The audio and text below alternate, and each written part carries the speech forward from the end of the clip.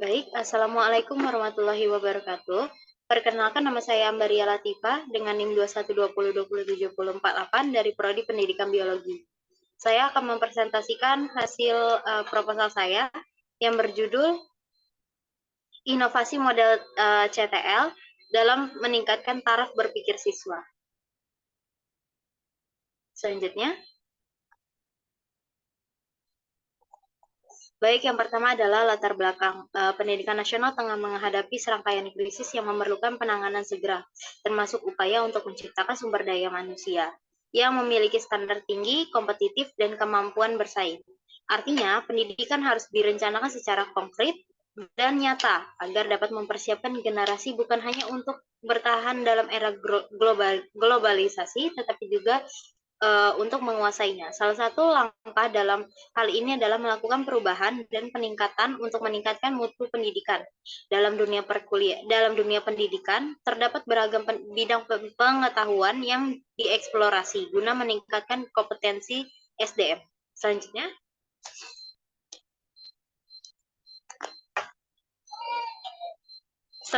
adalah pembelajaran CTL. Merupakan suatu konsepsi yang membantu guru mengaitkan konteks mata pelajaran dengan situasinya dunia nyata dan memotivasi siswa membuat hubungan antara pengetahuan dan penerapan kehidupan mereka.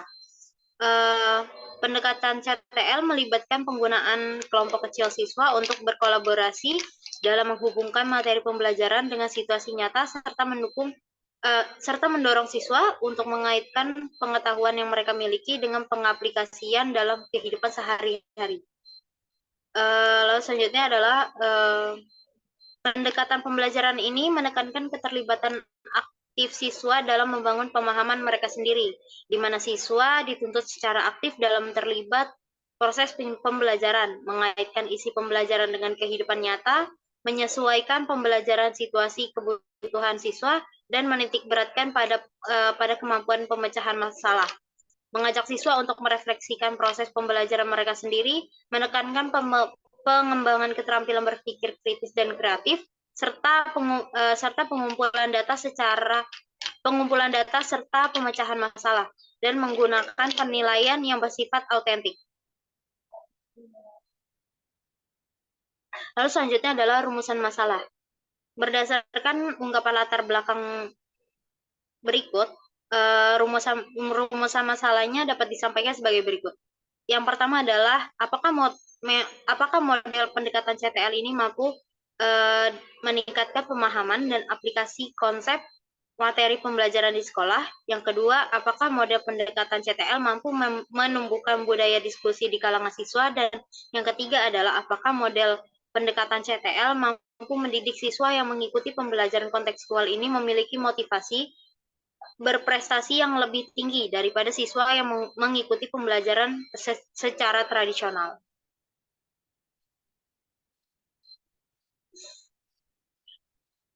Lalu selanjutnya adalah tujuan masalah. Yang pertama adalah untuk menjelaskan konsepsi yang harus pengajar pahami tentang model pendekatan CTL dalam membantu guru meningkatkan motivasi belajar siswa. Lalu yang kedua adalah untuk menjelaskan bagaimana peran yang seharusnya model pembelajaran CTL ini diterapkan dalam meningkatkan taraf berpikir siswa. Dan yang ketiga adalah untuk menjelaskan model pendekatan CTL yang dapat membangun rasa semangat diskusi dan memberikan kesempatan untuk siswa untuk belajar bekerja sama secara berkelompok.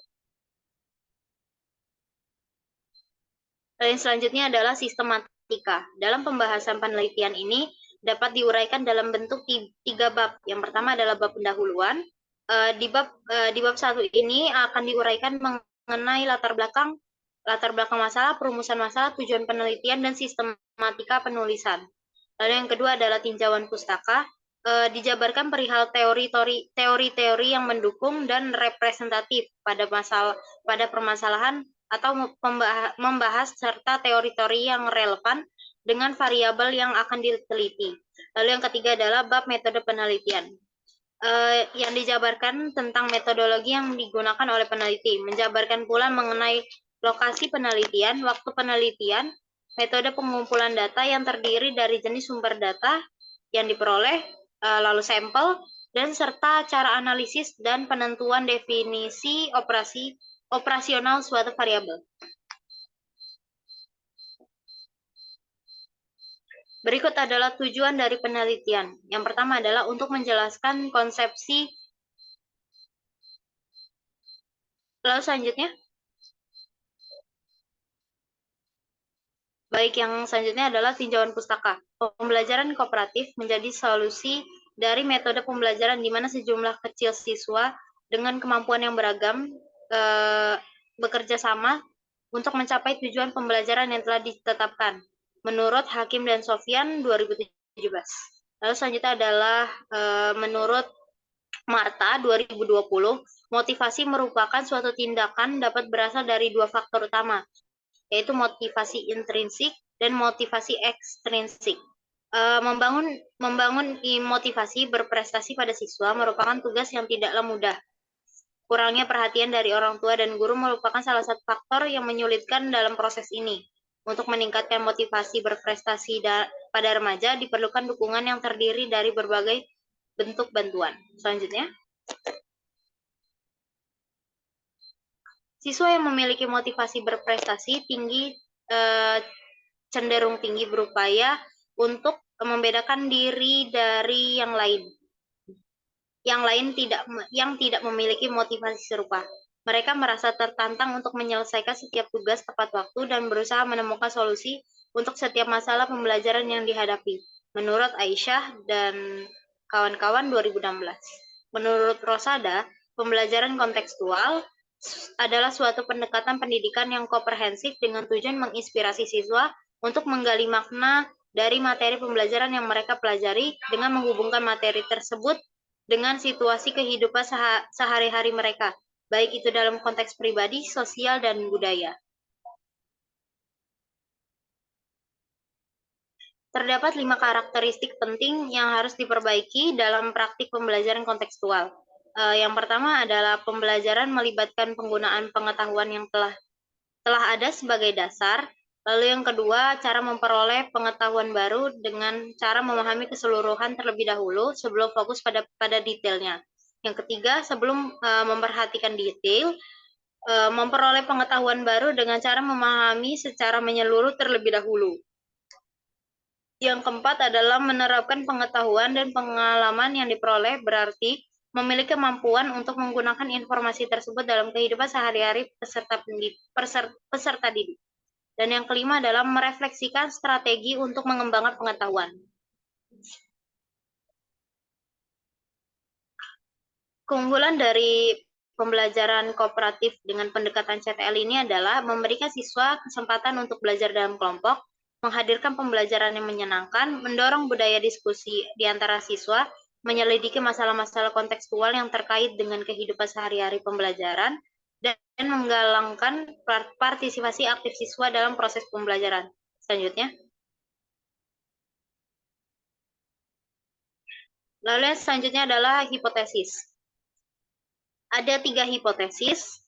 Yang pertama, diduga terdapat peningkatan motivasi berprestasi dan pencapaian hasil belajar dalam tindakan kelas tersebut karena dipengaruhi oleh fakta bahwa siswa terpengaruh dengan penerapan model kooperatif berbasis CTL. Yang kedua adalah diduga siswa didukung dalam pemahaman makna materi pembelajaran yang menghubungkan dengan situasi kehidupan sehari-hari mereka, baik dalam konteks pribadi, sosial, dan budaya. Lalu yang ketiga adalah diduga peningkatan motivasi belajar siswa yang meningkat karena tingkat pemikiran mereka menjadi lebih baik, lebih kritis, dan lebih tajam melalui model pembelajaran CTL. Selanjutnya.